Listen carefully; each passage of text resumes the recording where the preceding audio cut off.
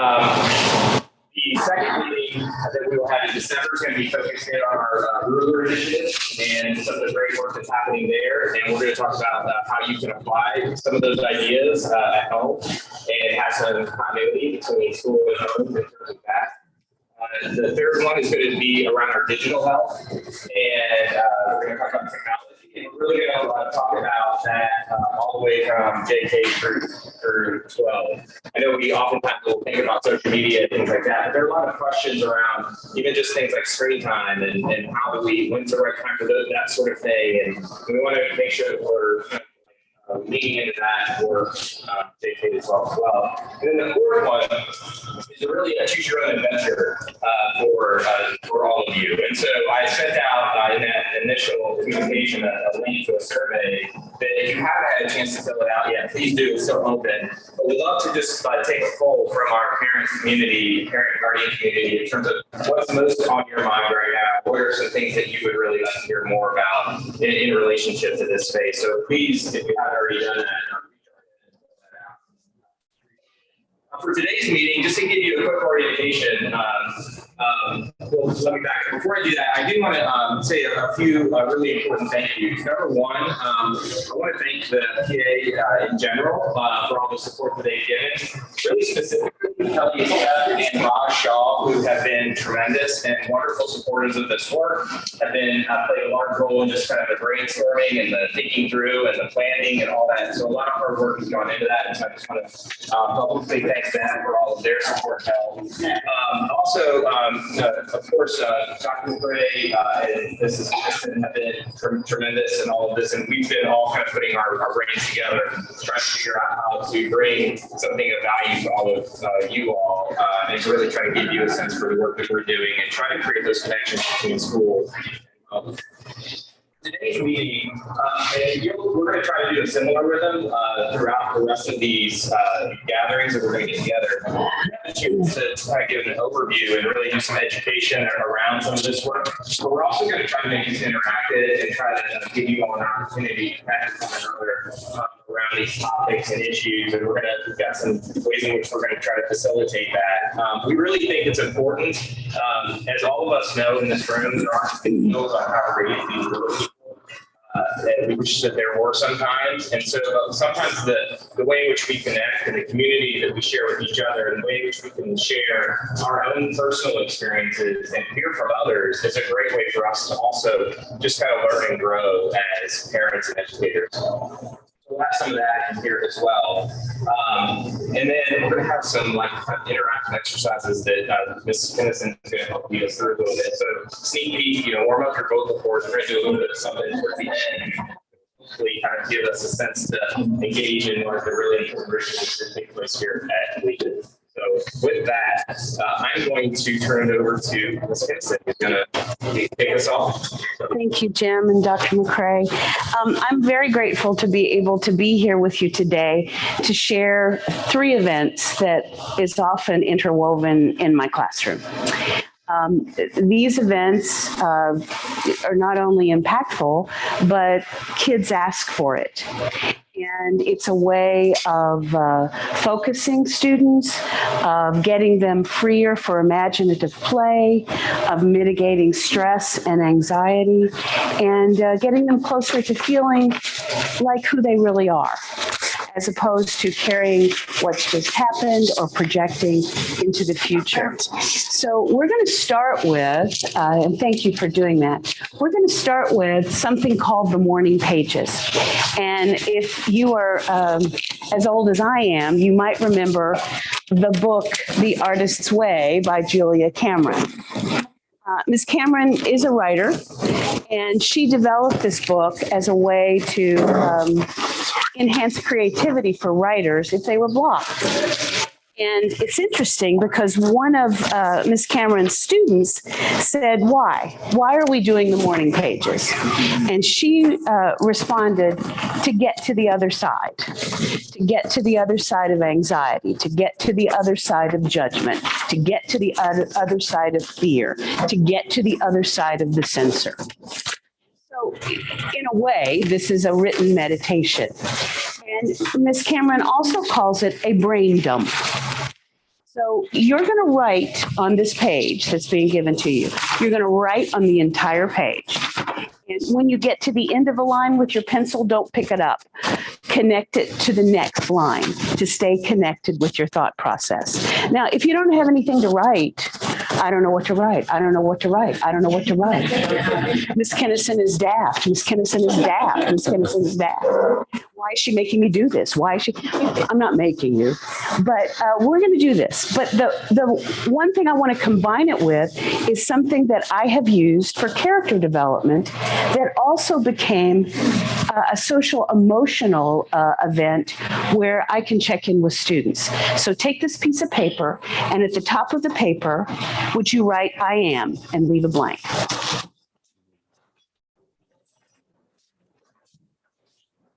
Under that, would you write I think and leave a blank? And under that, would you write I feel and leave a blank? Last prompt, I want and leave a blank. Now, if you know anything about theater, this kind of synthesizes, a working process for any great theater pedagogist, but it's also a great way to get in touch with kids. So if they write it to me on their daily work doc, I can see immediately where they are and what's going on. You can write it from the standpoint, I am Sharon Kinnison, or you can write it, I am a short person, or you can write it, I am a teacher, or I'm a lawyer. You can write it specifically, or you can just name yourself. But it's really important to be in this moment when you respond to this. After you do that, you're going to start writing on the page, and you're just going to keep writing until you fill up that page. Then you're going to turn it over, and you're going to write, I am, I think, I feel, I want. Just as a way of seeing where we were at the beginning of the process and where we are at the end of the process. Any questions? Everybody know what we're doing? Writing to fill up that whole page. If you don't know what to write, just write that until something comes. We ready? Off you go.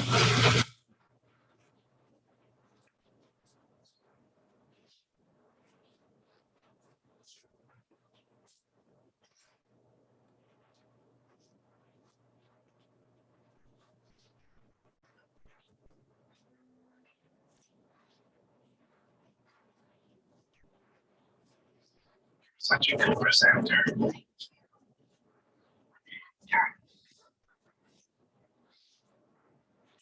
Teachers not be well.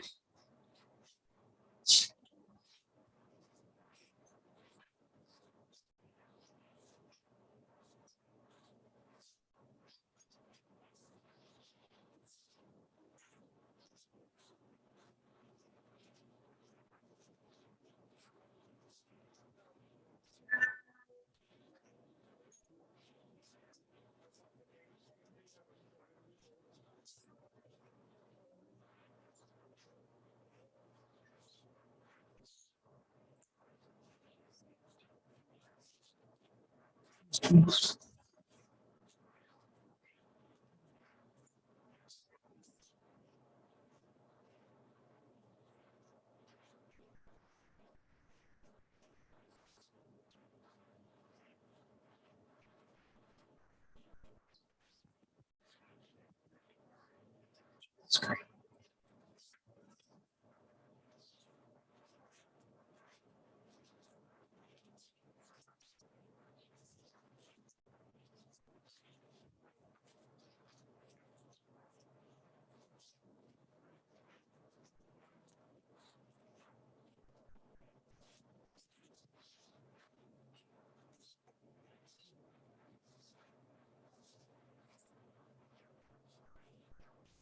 Pick up the pencil, connect your thoughts.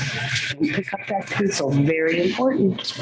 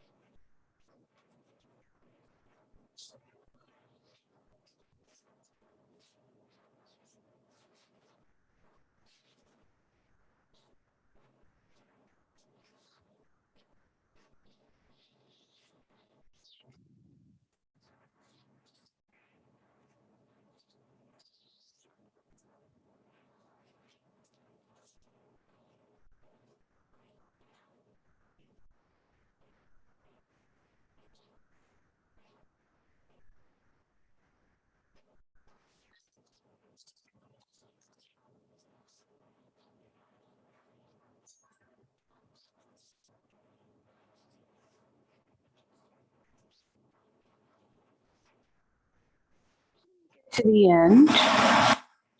Pencil down and look up towards Dr. McCrae so we know.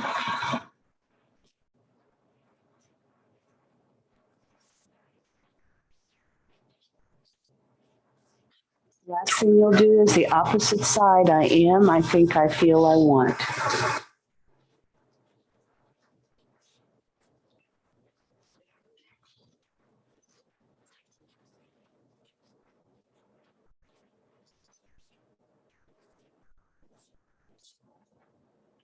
Now to do it. Yeah, I do. I just.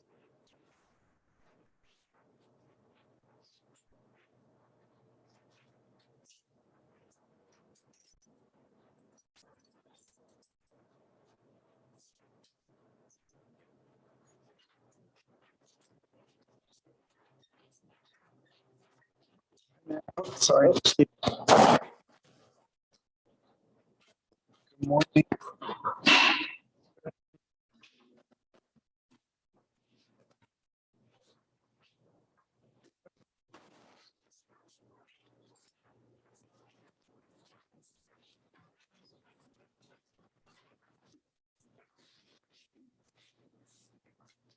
Thank you for your willingness and openness to doing that, Dr. McCrae.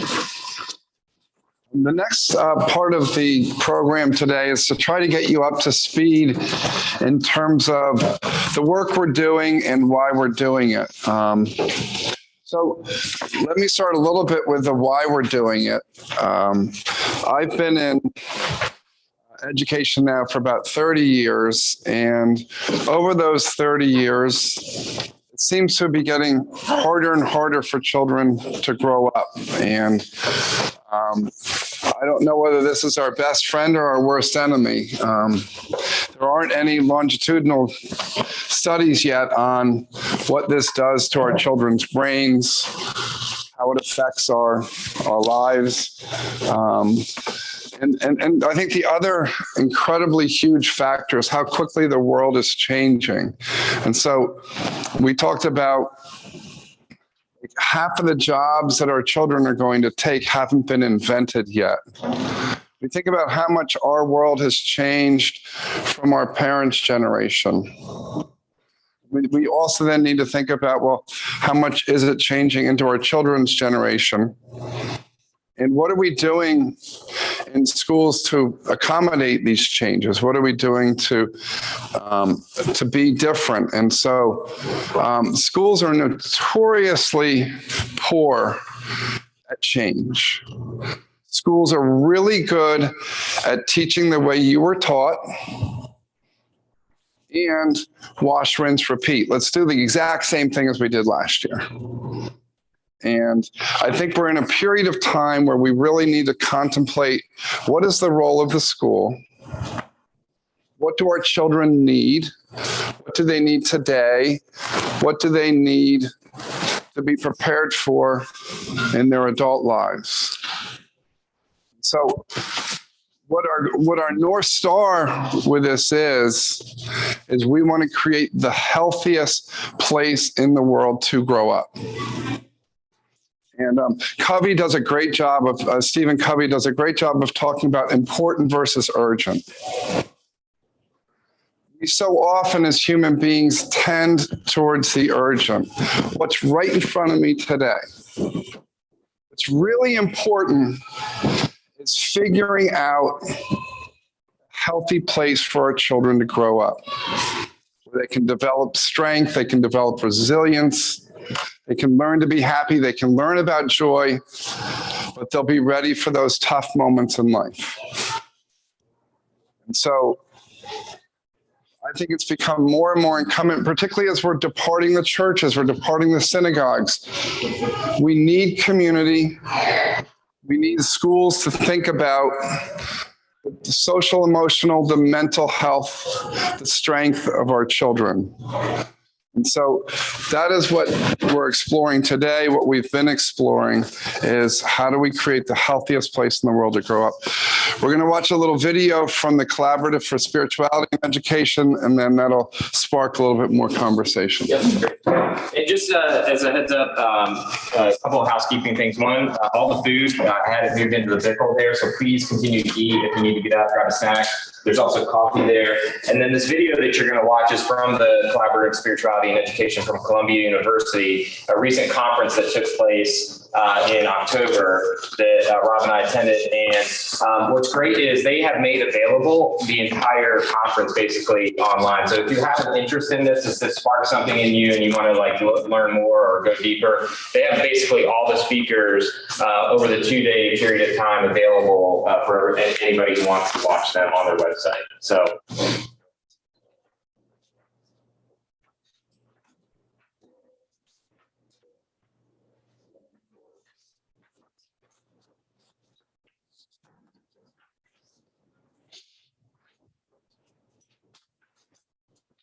This is Dr. Lisa Miller, who's spoken at one of our Zoom meetings early on.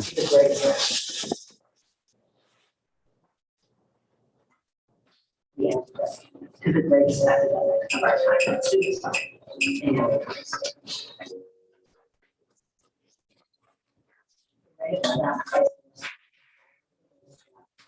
And basic science, there is about shows us in our lives, and we have a strong spiritual life that is shared. There's nothing in the clinical or social sciences that's profound or protected against suicide. Together with my colleagues at Columbia Medical School, we looked at structural MRI, we looked at the architecture of the brain through MRIs. What we see is in people with a sustained spiritual life, broad and pervasive regions of cortical thickness represented in red. Regions of perception, reflection, and orientation.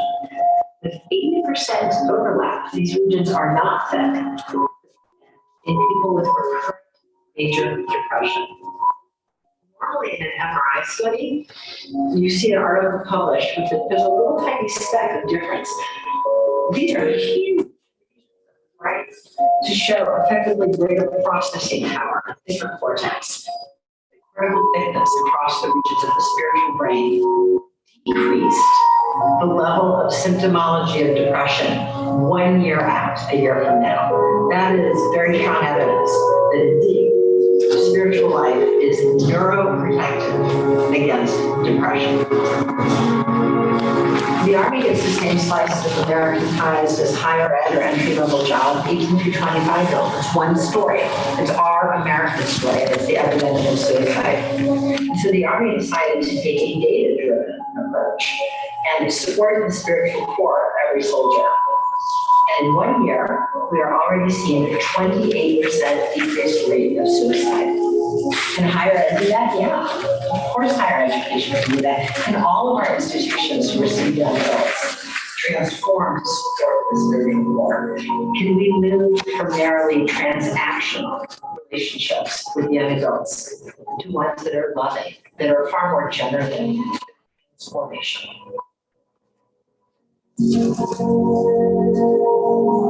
People's personal spiritual life can be formed in many ways. Some people say it is through prayer and meditation, others say in nature. Nature is my cathedral, that's where I realize that in fact we have a great deal of science that says nature actually entrains the brain. Walking through nature is very much what prayer might do. It awakens our natural spiritual awareness. People realize their spiritual nature through many paths, one of which is religion. For about 2/3 of people, they say I am spiritual and I am religious. And then for about 1/3 of people, they say I am a profoundly spiritual person, but I am not religious. Both are good, and both have the same neural correlates. There's much Strawman dross. I am Catholic, I am Jewish, I am Muslim. Well, actually, we're all using the same spiritual neural correlates. So I often hear people say, am I a spiritual person, or how do you define spirituality?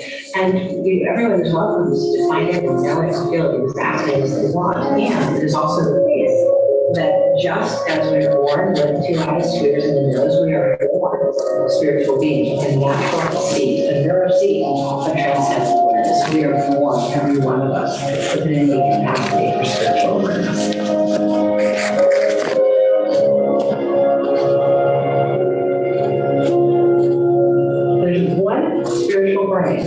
And we all have it.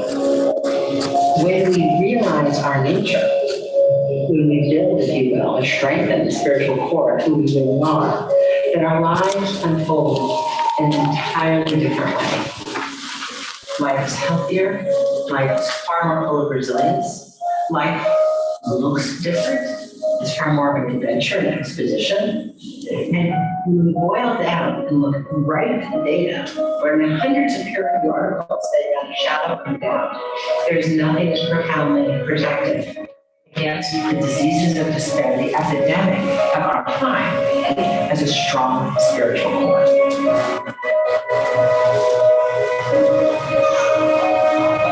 Over the past 25 years, as a scientist and as a clinical psychologist, it's become crystal clear to me that suffering is an invitation for a deepening of spiritual life. We have to say yes to it. Spirituality is not a life hack. Spirituality is a deep reorientation in our lives through which we see into the truer, more foundational nature of reality. There are always two realities, and they both matter. We are a point and we are awake. We are magnificently distinct GPS coordinates all over the globe and exquisitely diverse zipped up bodysuits. And at the very same time, we are part of one human heart, one field of life, oneness, a unit of reality, one field of consciousness, loving, sacred consciousness. And we are built to be able to toggle between these two realities. Every one of us is built to be able to perceive that we are exquisitely unique and we are part of one great sea of life.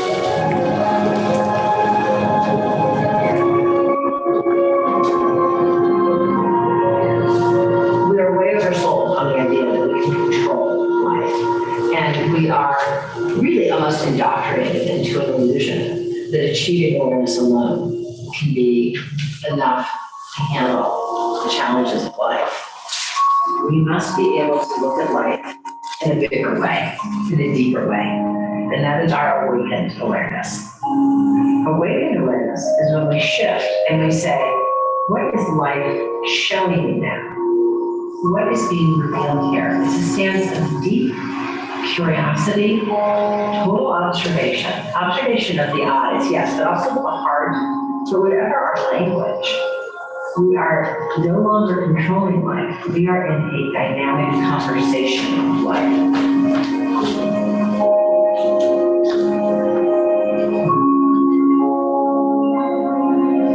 I think that in K-12, I was taught to have a lot of conversation.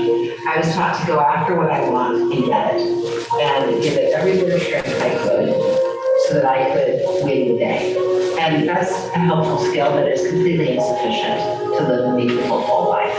So we need to teach children, and really maybe as adults, we need to help revisit this and teach ourselves to have a different conversation of life, to go from saying, what do I want and how am I going to get it, to the deeper, more fundamental questions of what is life showing me now, and what is life showing us now.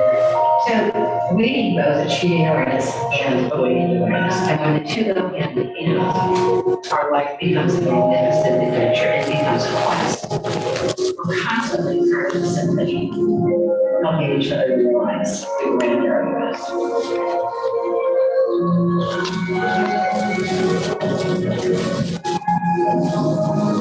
In this gift of life, we are loved, we are helped, we are guided, and we are never alone.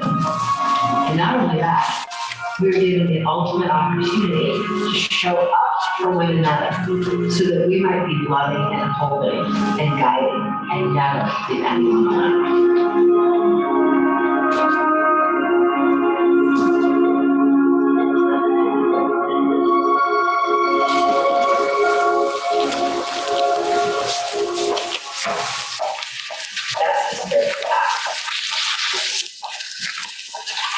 So this summer, I went to a retreat in Rhinebeck, New York at the Omega Center.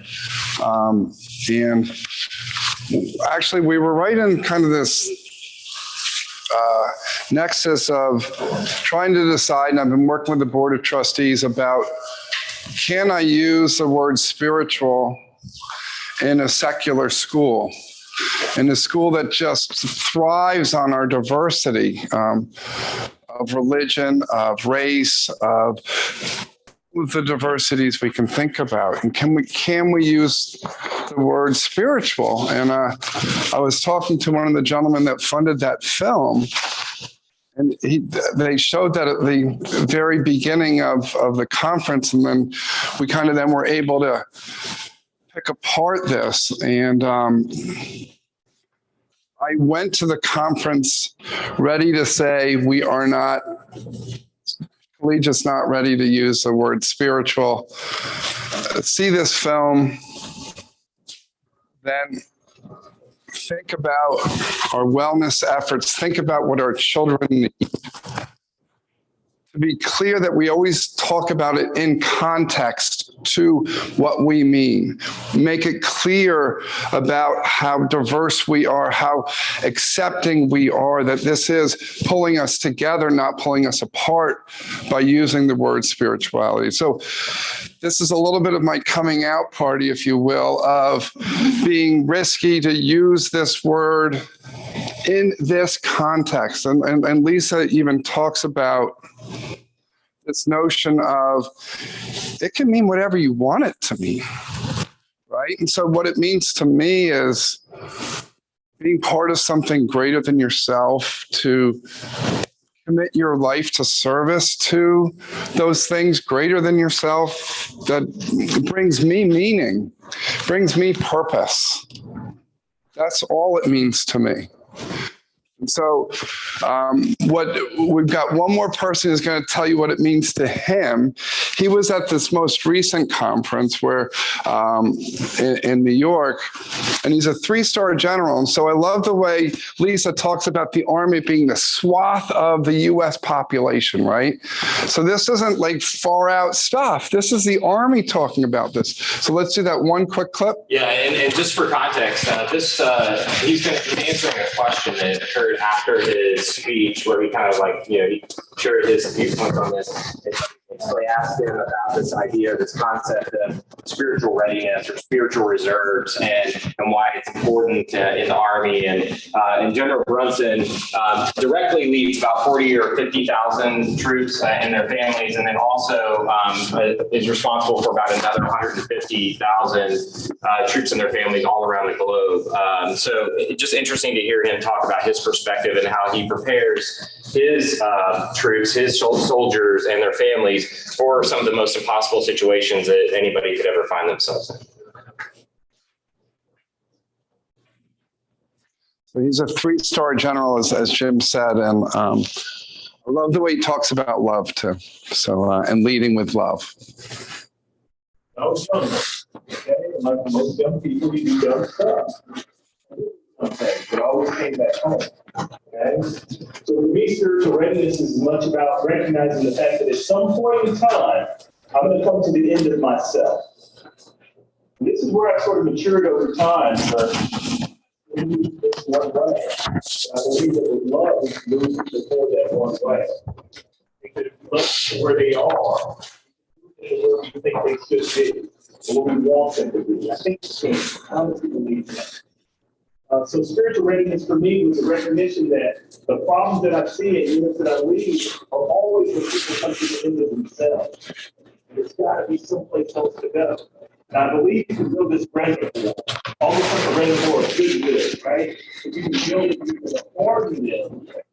It's not hard to do for it, but so that they understand that when things get bad, here's where I can go. And that's people.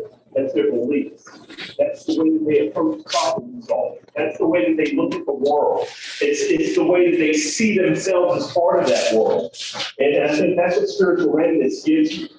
And what we find is, in leading organizations, is that when people don't have that next level to go to, it just froze. I would call it they're moored in place. And I don't think that's what we want for our young people. We don't want them to be moored in place. We want them to be able to see a problem, to see a situation, to see even an individual and say, I can get beyond this because there's something bigger than me that I'm believing, that I'm pursuing, that I'm after every day that's going to change the way things are for me right now. This is not an always situation that I'm in.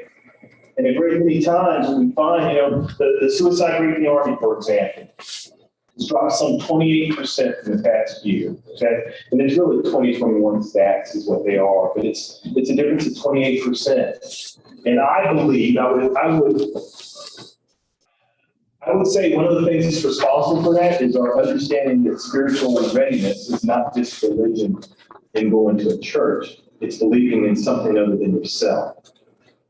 And I think that for myself and others, it's a recognition that we have to build this reservoir. And goodwill is the wrong word to use for it. There must be this tank that we fill by virtue of the way that we lead our people. That's filled by the way that I'm affirming you every day. That, hey, I don't really know good. But I want you to know that I love you. I'm going to lead you the right way. And I'm concerned about your welfare.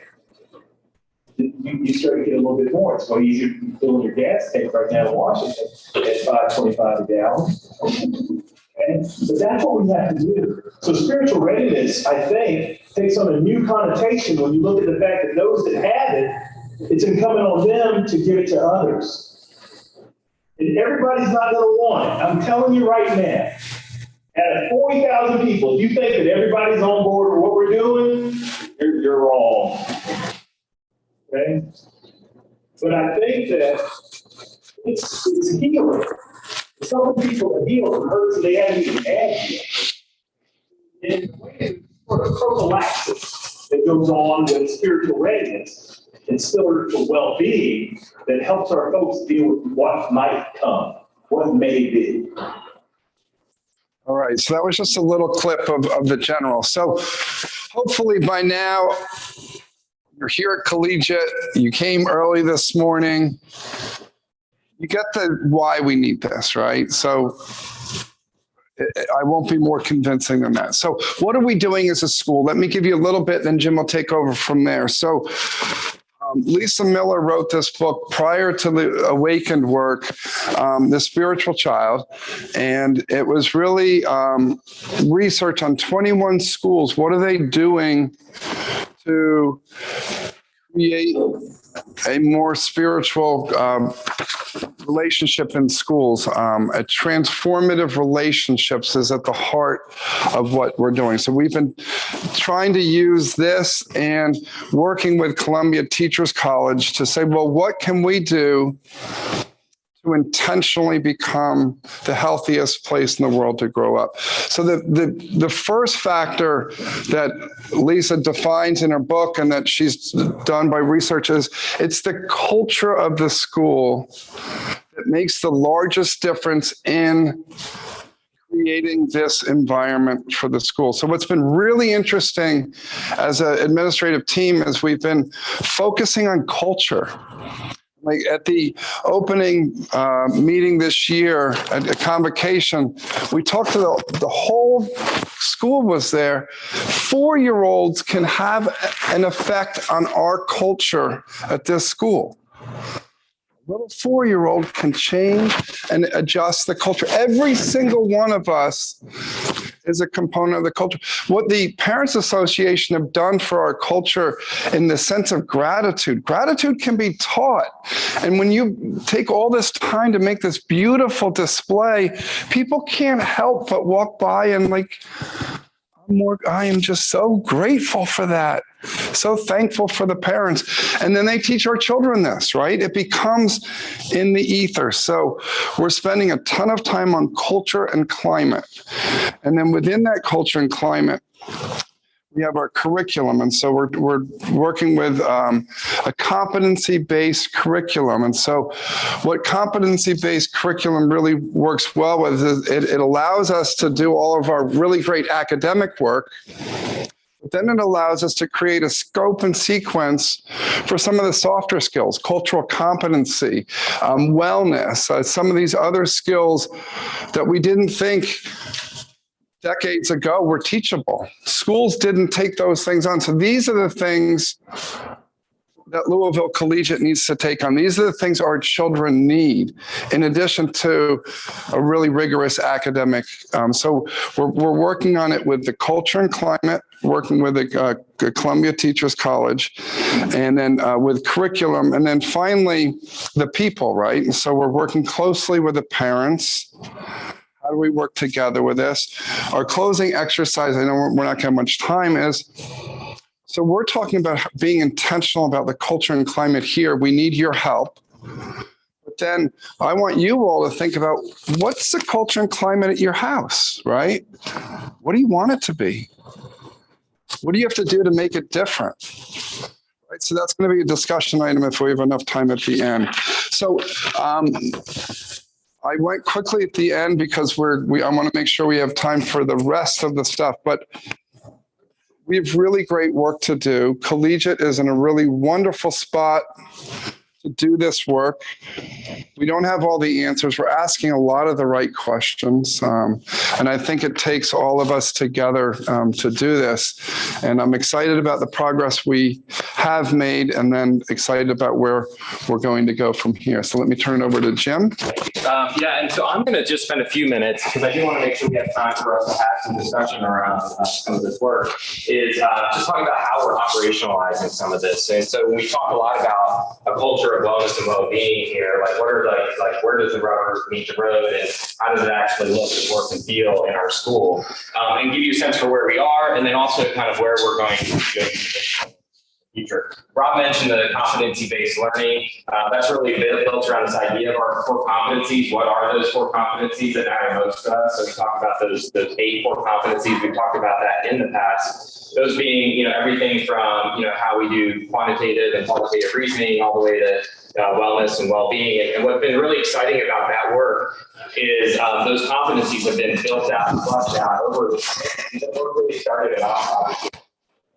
I started to think about what is the portrait of a graduate here, and what are those things that we want to sort of measure? How do we want to hold ourselves accountable as a school in terms of what we're teaching, how we're teaching it? And those core competencies have been really been built out in earnest over the last year and a half, 2 years by the whole faculty and staff here. And really thinking about how do we sequence all the way from JK to 12, all these various competencies. So that's a big one, because that's how things get actually operationalized in the classroom on an everyday basis, right? So that there's a homeroom teacher that knows, okay, in my second grade classroom, in order for us to, I want to get us to this place in terms of our intercultural competency work, for example, right? And how I'm going to do that, how I'm going to apply what I know as a professional educator to make that kind of piece happen in my classroom. So giving our teachers that, and that's going to be a big initiative that's going to help really operationalize this. And then additionally, around people, Rob this year, really started last year, engaged Aaron Green and Meg Hancock and an organization called Work Vitals to really measure the cultural climate here at our school at Louisville Collegiate for our employees. We believe deeply that, in order for in order for us to have a healthy and well culture for our students, we have to have one for our employees. And so we have to measure and we have to understand where our faculty and staff are. So we've been collecting that data. We started in May. There's been one collection, and then we just had another one in September. We're doing that data and sharing it openly with the faculty and staff in terms of what it says. Spoiler, there's these are stressful jobs, right? Like raising human beings, as you all know, is really stressful at times, right? And we feel a deep sense of belonging and feel a deep sense of purpose here around that work, right? So I think that's really important, because I think we're all kind of showing up every day ready to dive in and do some really important, meaningful work. And it's really hard because there isn't that manual for us to necessarily follow this work. Those are big initiatives. And then something that's really exciting is just recently, we were awarded over the summer the CE board grant. But just recently, we got that grant fully funded, which is really important. We had applied for this $80,000 grant. It's a matching grant, so we needed another $80,000 to be basically open the funds up and operationalize those dollars. And we've just received that recently. So through some generosity here in our own community and some hard work on our advancement team's part, they were able to find some grants that really got us the full funding for that. That just happened, right? So that is super exciting because that means that now we're going to have $160,000 that we're going to apply directly to the wellness work here at our school. And dollars help significantly, right? It gives us the important training that we need as educators. It also makes sure that we're paying our employees and to do these trainings and help them be able to deliver the things that we're talking about in the classroom.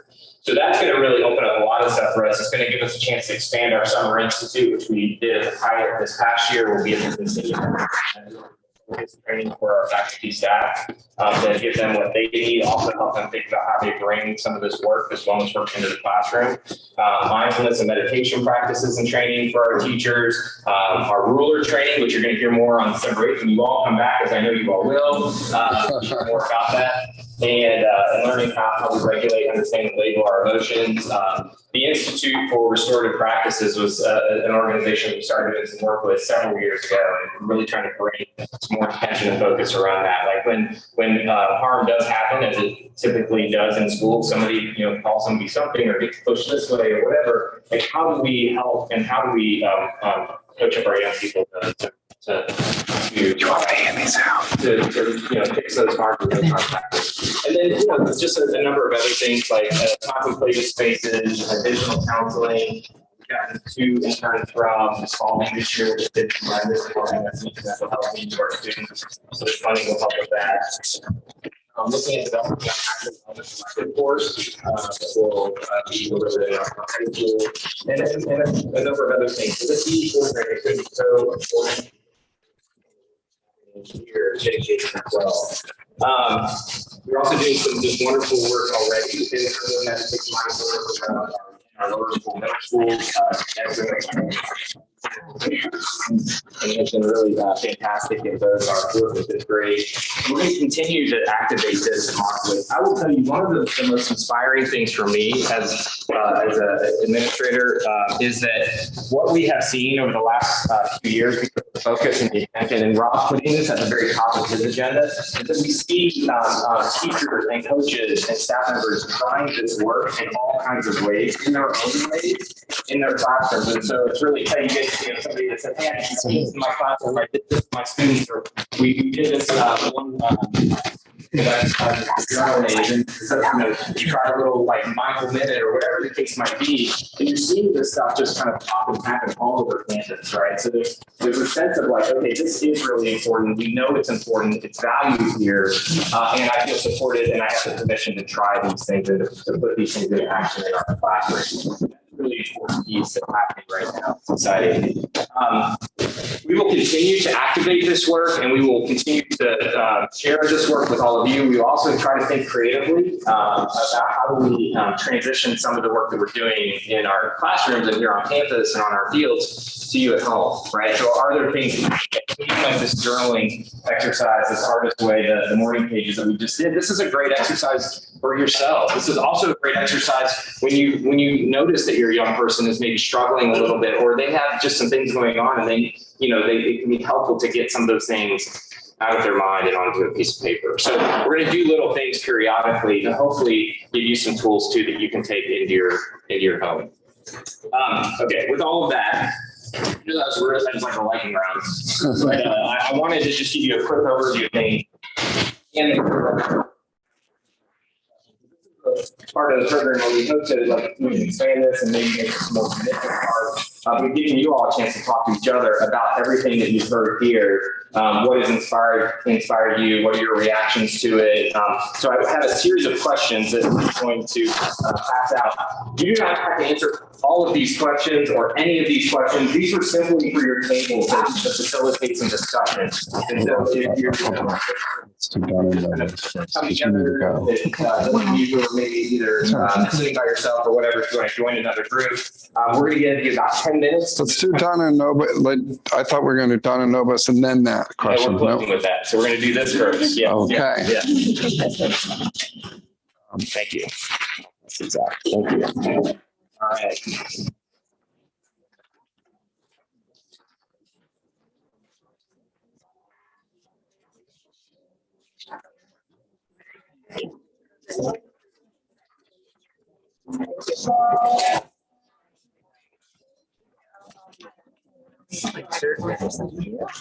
How are you? We're gonna have to share. Okay. Oh, I love it. Any table not have any? Oh, can you guys share these? Thank you. Oh, you too. I'm sorry. Anybody else? No, I think we're good. Thinking about you. You look great. You feeling all right? Okay. Okay, good. Goodness, yeah. Nice to see you. Thanks for coming this morning. I'm going to go to Tina's meeting in a moment because.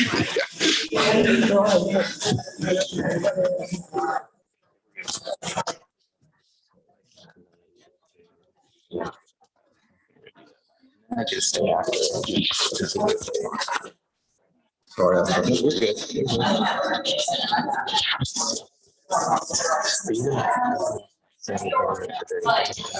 so sweet. It's not hard. Oh, you are. Okay.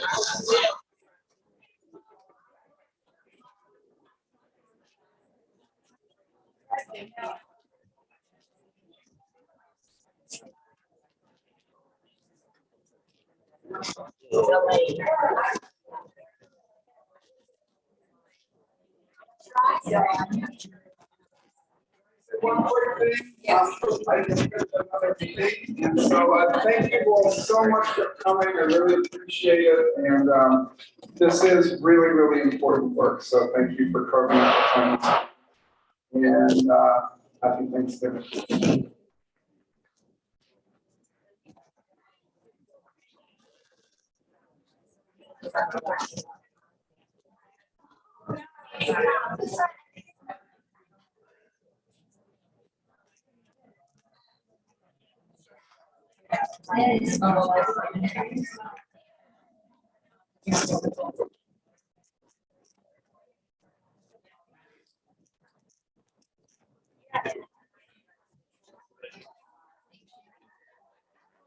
Yeah. Does that go for you? Yeah. Okay. Someplace you need to Don't worry about it. Don't worry about it. I'm here for you. I'm here for you. Well, our drummer has left the building. Good morning. Good morning.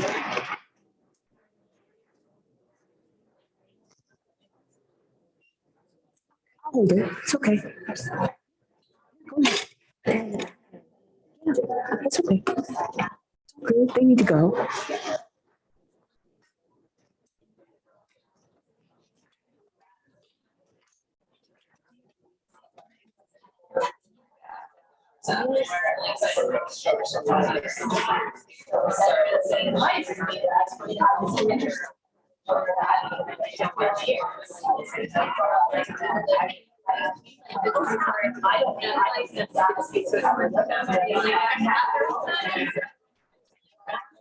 Some other classes will come. Should I feel those out? No, I let him go on. It's the way. Join in song. Yeah, You yeah, feel so inspired. yeah.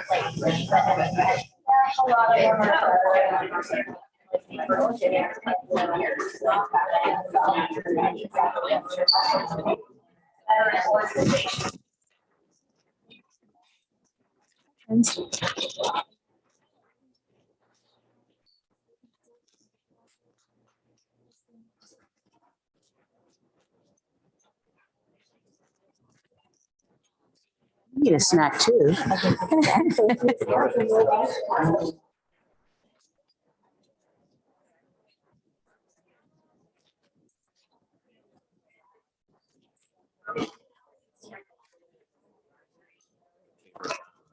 gratitude exercise Do I have a favorite gratitude? that you do with your students or classroom? The hand meditation, because it's about gratitude for what the hands do. Oh, yeah. Do we want to work that in at some point? No. At co-edge tonight. Oh, okay. Or does that I think I'm meeting. Okay. Yeah.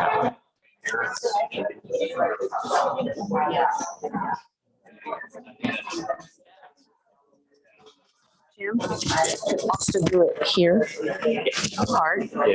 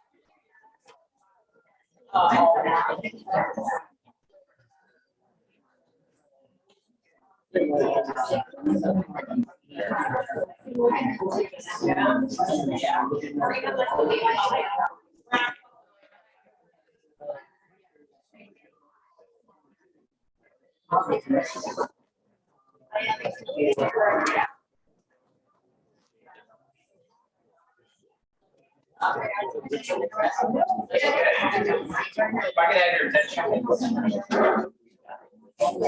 Sorry to break up the conversation. You are more than welcome after we're done here in about 2 or 3 minutes to stay as long as you would like. That conversation. Hopefully that's helpful in some way. Just kind of flesh out kind of your own thoughts, and then also to hear from those around you too in terms of reactions and responses.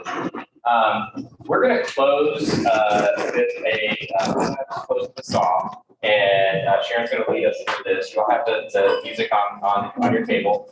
The one thing I would say before turning over to Sarah, to Sharon, is that ritual is really important in the sense that it's like we think about that a lot here, and does it express like kind of the values and the whatnot that we are trying to express intentionally, deliberately. And so this is a ritual that we every single year. Right around this time of year, our alums always help us out with this one, which is really wonderful to all of them for that. I think this is a great way for us to kind of close our time together today. And again, thank you so much for coming. After we're done with the song, you're welcome to leave. If you have any interest I brought a handout from Columbia University just to give it's a really nice 2.5-page summary of the work that they're doing and some of the research that's informing the work that we're doing here. So if you have an interest in it, feel free to grab a handout to fill out the meeting. But again, thank you so much for coming. And with that, I'll turn it over. Okay.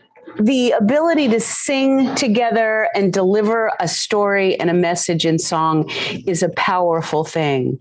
And it's not about these two little vocal cords in your throat. It's about your breath and intention. So if you would just take a moment, and would you let the jaw go?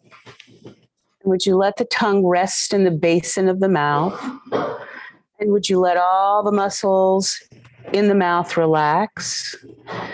Would you feel like that you're just going to drop your breath into the belly, breathing in through the nose and out through the mouth? And you might consider making the exhalation longer than the inhalation. Just do that. Just letting the breath drop in and fall out, allowing this area to relax. When you hear something familiar, sing along. We're going to do it one time just to deliver the notes. Then we're going to do it again. And the second time, I don't want you to worry about sound or perfection. I just want you to give each other the message. Give us peace. 2, 3. Nobis pacem, pacem, dona nobis pacem. Section 2. Dona nobis pacem, dona nobis pacem. Section 3. Dona nobis pacem, dona nobis pacem. From the top, look at someone. 2, 3, and dona nobis. Stand up if you like.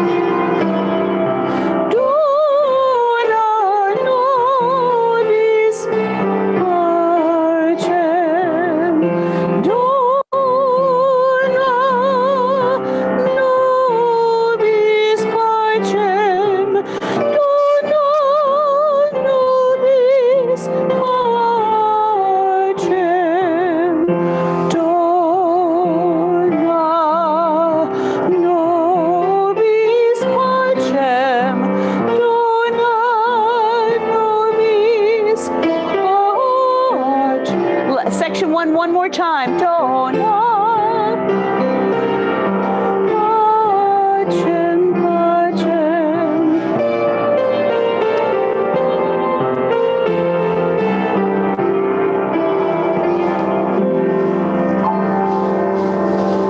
Thank you all for coming. We'll be back together on that break for our next. Wishing you peace. Be well.